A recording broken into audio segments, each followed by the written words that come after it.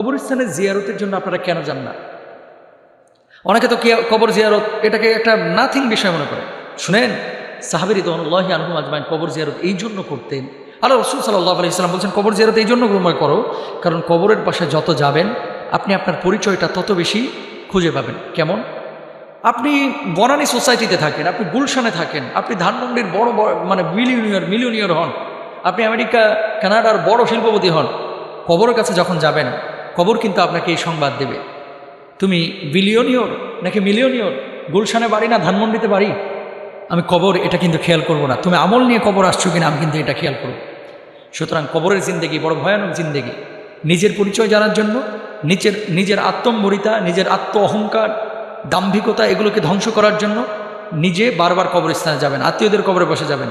এই পৃথিবীতে অসংখ্য লিডার ছিল যাদের হুঙ্কারে গোটা এলাকা থরথর করে কেঁপেছে, যাদের হুঙ্কারে প্রশাসন পর্যন্ত ভয় পেয়ে গেছে, যাদের হুঙ্কারে দেশের মানুষ ভয় পেয়ে গেছে।